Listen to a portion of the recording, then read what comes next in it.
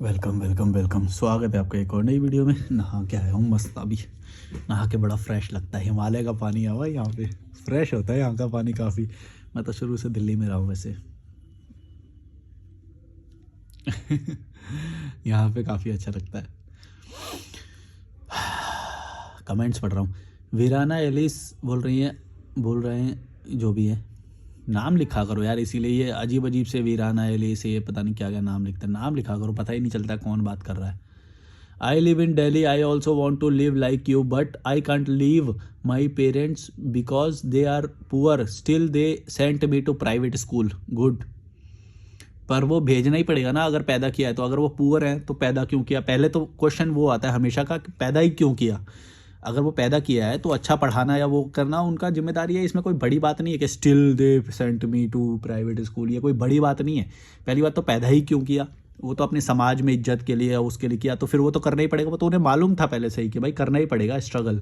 ये कोई इसमें महानता वाली बात नहीं होती है। भारत के बच्चे पता नहीं क्यों इसमें महानता तो खोजते हैं कि भाई ये महानता है बड़ी, कि भाई उन्होंने पाला पोसा या बड़ा किया या फिर स्कूल भेजा है। ये कोई बड़ी बात नहीं है, ये बहुत नॉर्मल बात है। और ये बात उन्हें पता होती है पैदा करने से पहले, तो वो उनकी इच्छा है कि वो करें या ना करें पैदा।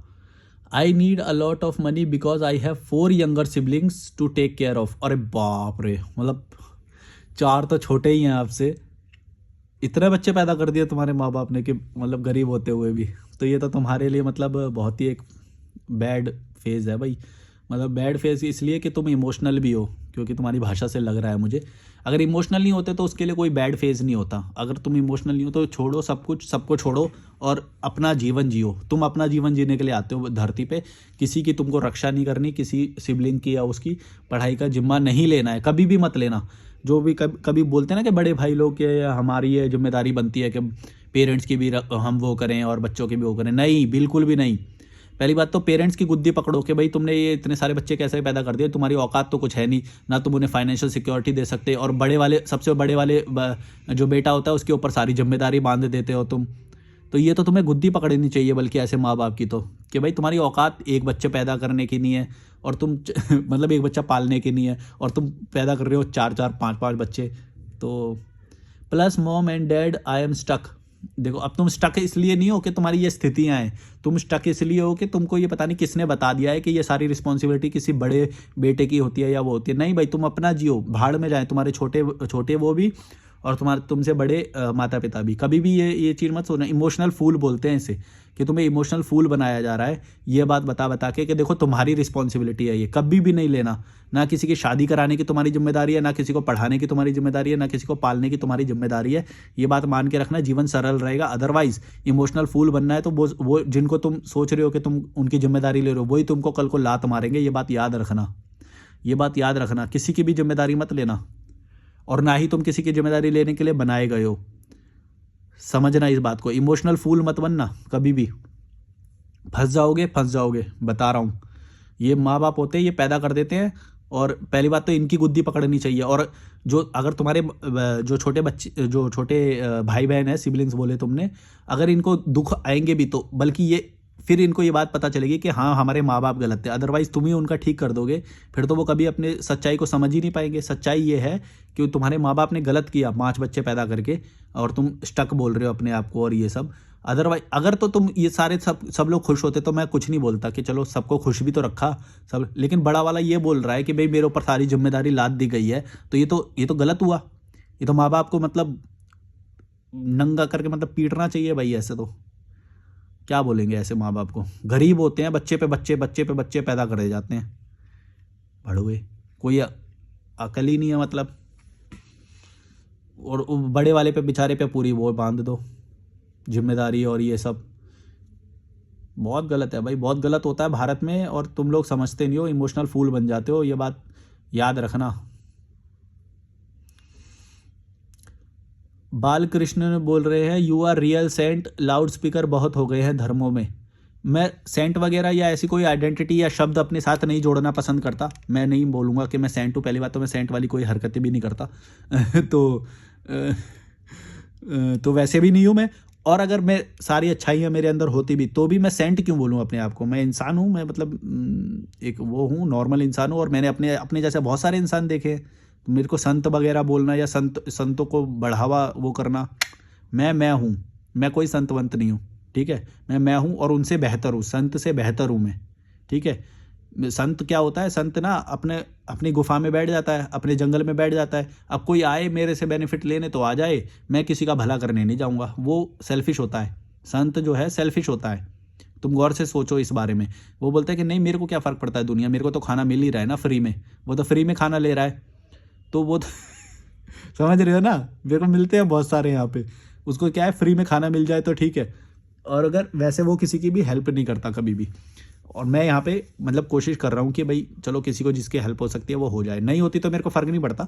लेकिन मैं संत इसलिए नहीं बोलूँगा कि संत बड़े सेल्फिश होते हैं, गौर से देखो तो वो सच समझ चुके हैं, सच जो समझ गया उसकी जिम्मेदारी है कि वो और लोगों को समझाए, बताए, जिस भी माध्यम से। आजकल तो बहुत ईजी है कि भाई यूट्यूब चैनल खोल लो और सब तक जिसको पहुँचना होगा वहाँ तक पहुँच जाएगा। स्टिल दे डोंट केयर, उनको फ़र्क नहीं पड़ता है। वो अपना खाते पीते हैं, अपना घूमते हैं मस्त, कोई तो ड्रग्स भी करते हैं, जस्टिफाई करते हैं उसको, बोलते हैं ज़िंदगी में क्या लेना देना है, क्या आएगा जाएगा सब भाड़ में जाए, जस्टिफाई भी करते हैं उस चीज़ को वो।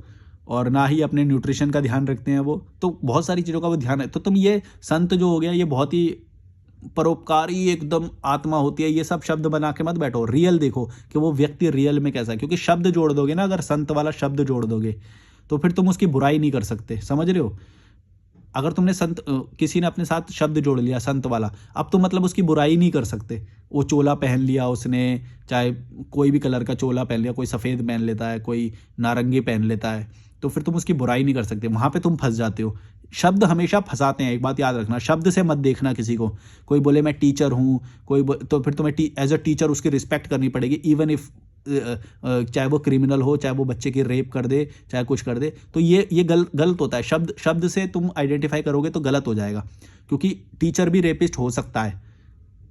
तो फिर तुम टीचर शब्द की कैसे रिस्पेक्ट कर सकते हो? तो कोई भी शब्द की रिस्पेक्ट मत करना, ये देखना कि वो शब्द की मर्यादा भी रख रहा है या नहीं।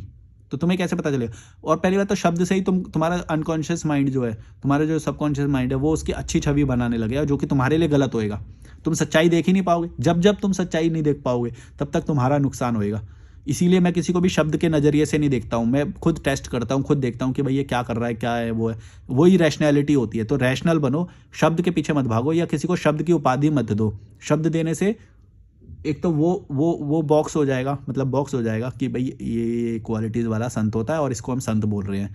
तो फिर कल को अगर तुम्हें पता चलेगा कि मैं संत से हटके कोई चीज़ कर रहा हूँ, तो अचानक से मैं तुम्हारे लिए बुरा हो जाऊंगा, क्योंकि तुमने मेरी तो संत वाली उपाधि बना ली और तुम देख रहे हो कि मैं कुछ और कर रहा हूँ ऐसा जो संत के खिलाफ है। फिर तो तुम मेरे को बुरा मानने लग जाओगे। यही मैं बोल रहा हूँ कि अच्छा और बुरा मानने में तुम गलत जजमेंट कर दोगे अगर तुम शब्द दे दोगे तो।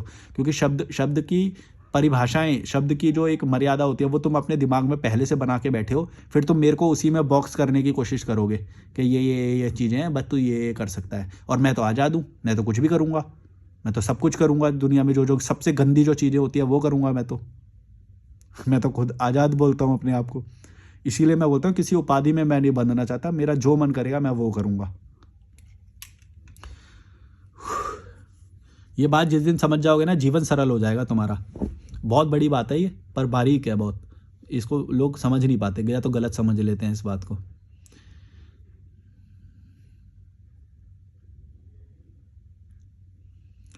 ठाकुर, अगर कमज़ोर लोग शादी नहीं करते, कल तेरे जैसा कुकुर आज कैसे वीडियो बनाता? नहीं बनाता, नहीं बना पाएगा। तो क्या बहुत सारे नहीं पैदा हुए होंगे? बहुत नहीं पैदा हुए ना।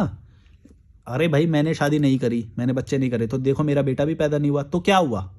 क्या हुआ? तो अरे भाई चल रही है दुनिया, वैसे भी चलती, तब भी चलेगी। और मैं पैदा हो गया तो भी चल रही है, नहीं पैदा होता तो भी चलती। तो क्या हो गया? तुम इतना क्या वो मान रहे हो कि भाई देख तेरे को पैदा किया गया है इसी सिस्टम से, तू इस सिस्टम को गलत मत बोल। अरे भाई कैसा कैसा डिबेट का ये पॉइंट है कि भाई तू वीडियो नहीं बना पाता अगर तू पैदा नहीं। अरे नहीं बनाता भाई, ये सच है। और नहीं बन रही है, तुम सोचो मैंने भी कहाँ पैदा किया बच्चे को, तो नहीं बन रही उसकी वीडियो। मान लो मेरा कोई बच्चा होता है जिसका नाम मैं कुछ भी रखता, वो नहीं पैदा हुआ, तो क्या तो क्या चल रही है ना दुनिया, बह रही है ना गंगा, है। पर दिमाग कैसा, मतलब मैं सोचता हूँ ये बात भी कैसी है कि मैं इस पे जवाब दे रहा हूँ मेरे को खुद ही। ये बात ही कैसी है कि तू पैदा ही नहीं होता तो वीडियो नहीं बना, अरे नहीं बना पाता क्या होता फिर। ये बात भी कैसी है यार, अजीब सी। मतलब कोई कुछ तो आईक्यू लेवल रखो यार, मेरे चैनल पे आ रहे हो, मतलब किसी भी तरह क्रिटिसिज्म कर रहे हो, कुछ भी बोल दो, थोड़ा तो दिमाग वाली बातें करो कुछ तो, बड़ुए। भाई अर्न करो, नहीं अनुज डिम्पल बोले भाई अर्न करो सब कुछ मिलेगा, बस टेंशन नहीं होगी, इतना कमाओ कि आओ ने अपने खर्चे चल सके। स्पेलिंग ठीक रखा करो भाई, आओने नहीं होता अपने होता है, खर्चे ठीक चल सके, बस गुलाम ना बनो।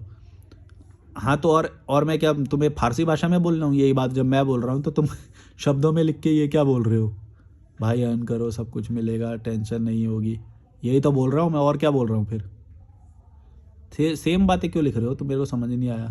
समराइज कर रहे हो तो लिख दिया करो पहले समरी ऑफ दी वीडियो, फिर उसमें ये लिखा करो कि ये तुम वीडियो का ही बता रहे हो।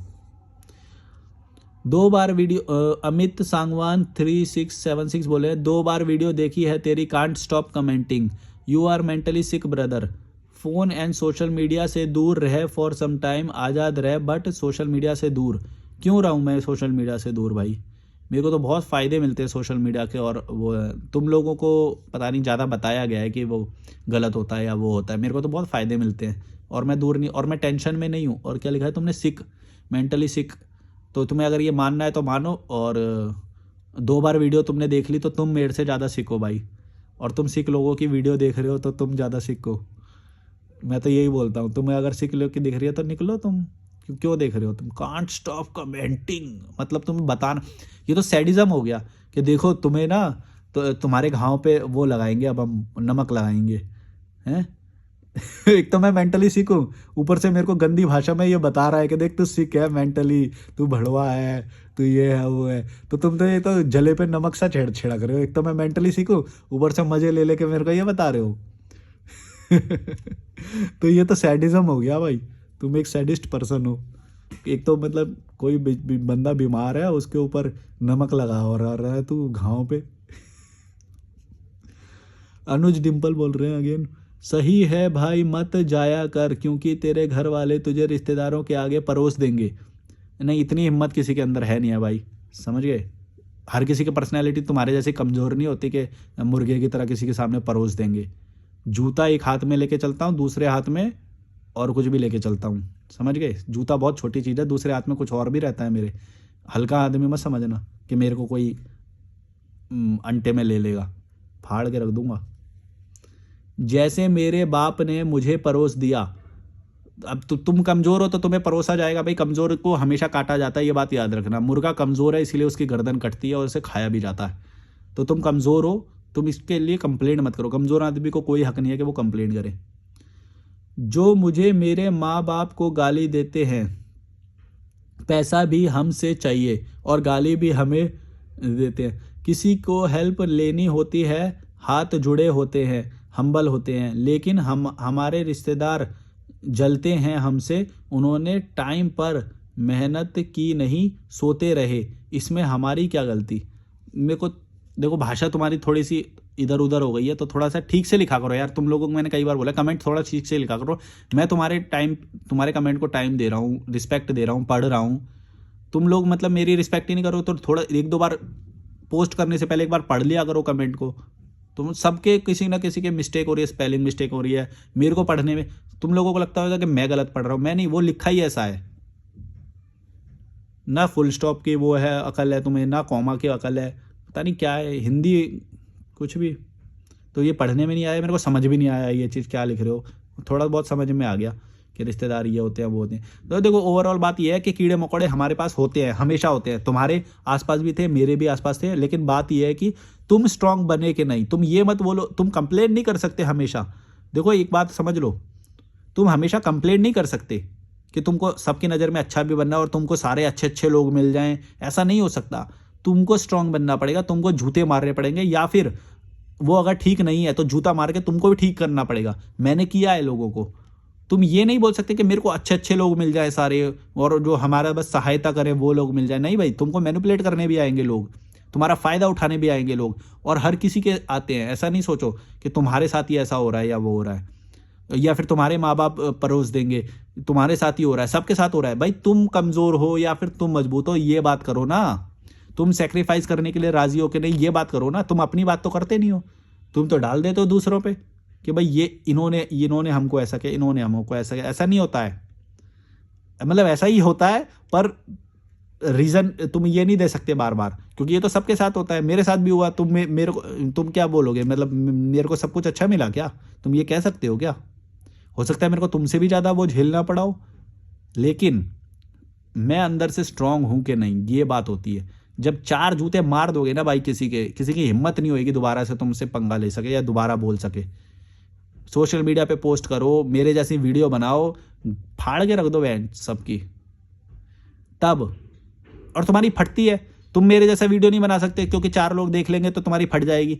तो फिर तुम मेरे जूते चाटते फिरते हो, भाई भाई भाई हमारे साथ तो ऐसा होता है, हमारे साथ। अरे भाई, तो तुम मेरे जैसा वीडियो बना सकते हो क्या, जो मेरे जैसी स्टेट में आ जाओगे? तुम मेरे जैसी पर्सोना में कैसे आ जाओगे जब तुम दूसरों को ये अच्छा दिखने के उसमें हो? तो समझो इस बात को, समझ रहे हो? मैं कई लोगों की नज़र में बहुत बुरा हूं, ये बात मानो। तुमको भी बनना पड़ेगा, तभी सुख से जियोगे। समझो इस बात को। तुम चाहते हो कि नहीं नहीं, सबकी नज़र में अच्छे भी बन जाएं और सारा फायदा भी मिल जाए, और हम तेरे जैसा घूम भी लें, और हमारे पास पैसे भी रहें हैं, और हम त्योहार भी मनाते रहे, शादी भी करते रहे हैं, शादी में जाते रहे, अटेंड करते रहे शादी फेस्टिवल, सारे सुख भोग लेंगे, और फिर हमें तुम्हारे जैसा भी जीवन चाहिए। ऐसा कैसे हो सकता है, बताओ? भड़वे हो क्या? दिमाग नहीं है तुम्हारे अंदर इतना? भाई कुछ चीज़ पाने के लिए कुछ चीज़ छोड़नी पड़ती है। तुम बोलते हो नहीं नहीं, हम तो कमज़ोर बन के रहेंगे और हमें अच्छे अच्छे रिश्तेदार मिल जाने चाहिए। ऐसा नहीं होता है। जूते बजाने पड़ते हैं, गोबर में लपेट के जूते बजाने पड़ते हैं 2-4 लोगों के। औकात दिखानी पड़ती है किसी को, औकात से बाहर जाते हैं वरना ये लोग। कोई कमज़ोर है भाई, किसी की नौकरी नहीं लग रही है, कोई पढ़ाई में बुरा हो सकता है, छोड़ो उसको उसकी हालत पे। उसकी में घुसने की क्या आदत वो है तुम्हारी? कितने नंबर आए, नौकरी लगी कि नहीं लगी, हैं, दावत कब खिला रहे हो? पेच का स्लो उनकी में घुसा दो। कुछ भी बोलता है। समझ रहे हो ना मैं क्या बोल रहा हूं? भाई तुमको तुम्हारी लेने हर कोई आएगा अगर तुम देने के लिए राजी हो तो। सीधी बात है। तुम खोल के कभी खड़े हो जाओ किसी दिन, पता चल जाएगा।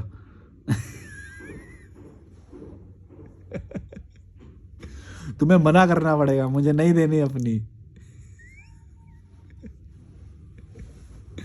समझो इस बात को।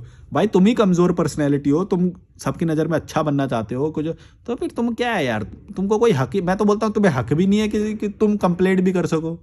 मैं तो बोलता हूँ मेरे को मौका मिलेगा, मैं और 2-4 लात मार के जाऊँ तुम्हारे भी। कमज़ोर लोग, भड़वे लोग, अरे कहाँ से कंप्लेंट करने आ जाते हो? गधे हो तुम, चुपचाप ढो ना खच्चर की तरह कचरा। यही औकात है तुम्हारी? क्यों कंप्लेंट करते हो, मुझे तो समझ में नहीं आता। जितनी औकात है उतने में रहो, जितना मिला हुआ है उतने में जियो। कौन है?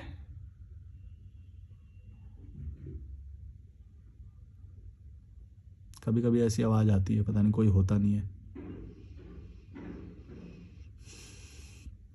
मनीष 84002 बोल रहे हैं, I think during travel at crowded places Maggi बना के कुछ मनी बनाया जा सकता है। देखो, अगर तुम्हें पैसे की कमी है तो बहुत सारी चीज़ें करके तुम पैसे कमा सकते हो, लेकिन हाँ ये भी कर सकते हो। एक इलेक्ट्रिक केटल मुझे पता चला था, इलेक्ट्रिक केटल में बहुत सारी कुकिंग की जा सकती है। तो बैग में मैगी के पैकेट भर लिए और कहीं कहीं पे जाके सर्व करते रहो, और एक बोर्ड ऐसा A4 साइज़ का पेपर लिख दो, उस पर लिख दो मैगी एट ₹30 और डिस्पोजल रख लो। तो उसमें केटली में बनाओ। इलेक्ट्रिक केटल के लिए तो ऐसा स्विच चाहिए रहेगा, स्विच बोर्ड चाहिए। तो तुम्हें गैस वैस का वो सब साथ में ले जाना पड़ेगा। वो कैसे बनाओगे, गर्म कैसे करोगे उसे? एट क्राउडेड प्लेसेस हीट कहाँ से लाओगे मैगी बनाने के लिए? वही तो प्रॉब्लम आ जाएगी फिर। और तुम हर जगह पे वो कर भी नहीं सकते, क्योंकि उनके ना नेक्सस बना हुआ होता है कि मतलब माफिया बना हुआ होता है कि भाई मेरा प्लेस तेरा प्लेस कोई और आके ना बेचे, और स्पॉट असाइंड होते हैं। तुम अगर उनका बिजनेस खाओगे तो फिर तुम्हें उनकी लड़ाई भी झेलनी पड़ेगी, फिर वो लड़ाई करने आएंगे। रईस पिक्चर में एक वो है ना सीन, वो जब वो नॉन वेज का दुकान लगाने जा, स्लॉटर हाउस की दुकान लगाने जा। मनीष 84002 बोल रहे हैं, I think one should sit with the one with same thought process person और group, everyone having different thought and circumstances. समझ नहीं आया मुझे ज़्यादा ये वाला को। वो what do you do for living brother, बताया हुआ है, जाके देखो सारे वीडियोस वगैरह पता चल जाएगा। मेटाट्रोन बोल रहे हैं, लस्ट और डिजायर्स के गुलाम होते हैं ऐसे लोग। An organ to discharge waste material is the cause of your existence, this is your worthiness for your creator. मतलब इतना बड़े शब्दों में तो नहीं बोलेंगे, मतलब ठीक है, पर कोई भी वासनाएं जो तुमको गुलाम बनाती है, हमेशा नहीं है ऐसा, ऐसा ज़रूरी नहीं कि हमेशा ही वासनाएं गुलाम बनाएं, पर मोस्ट ऑफ द टाइम जो गरीब है, जो मिडिल क्लास है, उनको ये जो चीज़ें हैं ये थोड़ी टाइम के लिए अवॉइड करनी चाहिए, जब तक कि वो अच्छी स्थिति में ना आ जाए। अकेले किसी को साथ लेके ज़रूरत नहीं है, तुम्हारा जीवन अकेला है। पहली बात तो तुम ये जो थोड़ी देर पहले कमेंट आया सिबलिंग वाला, छोटे भाई को पढ़ाएंगे, ये करेंगे वो करेंगे, ये तुम्हारा काम नहीं है, ये तुम्हारे माँ बाप का काम था जो कि उन्होंने नहीं किया, वो भड़वे निकले, ठीक है, उन्होंने बिना फालतू के बच्चे पैदा किए, गलत किया, तो ये उनका काम था, ये तुम्हारा काम नहीं है। पहली बात तो तुम अपना जीवन जियो, गलती मत करना ये किसी को हेल्प करने की, या वो तुम्हें बड़ा होकर तुम्हें कोई चाकू मारेंगे फिर वो याद रखना। पहली बात तो तुम्हारा कोई वो नहीं है, कभी तुम सोचो कि मानवता के कारण या फिर थोड़ा तुम सिंपैथी रखो, ऐसा बोलते हो तुम लोग मुझे, मैं बोलता हूँ कि नहीं, अगर तुम ये रखोगे तो तुम ये इससे मिलने वाले दुख के लिए भी राजी रहना, बाद में दुख मिलेगा तुम्हें अगर किसी की भलाई करने जाओगे ज़्यादा। तो भलाई करना तुम्हारा काम नहीं है, तुम्हारा वो माँ बाप का काम था कि पाले पोसे बड़ा करें, ये किसी का काम नहीं है ना। तो तुम्हारा काम ये है कि तुम बूढ़े माता पिता की सेवा करो, वो भी उनका ही काम है, और ना ही ये तुम्हारा काम है कि तुम छोटे अपने उनके बच्चों की सेवा करो, ये किसी का काम नहीं होता। इंसान सिर्फ अपना जीवन जीने आता है इस धरती पे, अपने ही जीवन को सुखी बनाने का यही काम होता है। अब ये सुनने में तुमको सेल्फिश लगेगा, लेकिन ये ज़्यादा प्रैक्टिकल है और ये ज़्यादा अच्छा है, क्योंकि तुम अपना जीवन अच्छा बना लोगे तो तुम दूसरों की ज़्यादा सेवा वो कर पाओगे। अदरवाइज तुम उसी मैट्रिक्स में फंस जाओगे और समाज के उस चंगुल में फंस जाओगे। अगर तुम आज़ाद रहोगे तो दूसरों की हेल्प कर सकते हो तुम। मैं आज ऐसी स्थिति में हूँ कि कई लोगों की हेल्प कर सकता हूँ, लेकिन मैं नहीं करता हूँ कभी भी। डायरेक्ट हेल्प नहीं करनी चाहिए, क्योंकि इसलिए नहीं करनी चाहिए क्योंकि वो गलत होता है, वो बहुत ही गलत होता है, नेचर के ही विरुद्ध है वो। इसका मतलब ये है कि जब तुम किसी की हेल्प कर रहे हो ना, तो तुम किसी और की जो जिम्मेदारी है उसको तुम बचा रहे हो, उस क्रिमिनल को बचा रहे हो तुम। जैसे मान लो ये गली में सफाई करने की जिम्मेदारी किसी और की है, सरकार की है या उसकी है, अगर तुम सफाई कर दो तो इसका मतलब ये है कि तुम एमसीडी के कर्मचारी जो हैं, जो कि मोटी तनख्वाह ले रहे हैं, जो फ्री में बैठे हुए हैं, मतलब गेम खेल रहे हैं, पबजी खेल रहे हैं ऑफिसों में बैठ के, तुम उनके काम को उन बंदे की जो जिम्मेदारी है उसको निश्चित करने के बजाय तुम खुद अपना झाड़ू लेके अगर तुम निकल गए और गली साफ कर दी, इसका मतलब ये है तुम उनको पबजी खेलने के लिए मोटिवेट कर रहे हो। जो जिसका काम है ना वो उसका होना चाहिए। इसीलिए मैं ये बोलता हूँ, ये जो एनजीओ होते हैं, ये जो सीएसआर करते हैं, ये जो बीच पे जो नाटक करते हैं, ये जो कि हम चलो बीच साफ करेंगे, ये करेंगे वो करेंगे, ये नाटक है। एनजीओ ये सब बोलते हैं हम इनका उद्धार करेंगे, बच्चों को पढ़ाएंगे, ये करेंगे, सब नाटक है। पता है क्या होता है, ये सब लोग बचाते हैं सरकार को।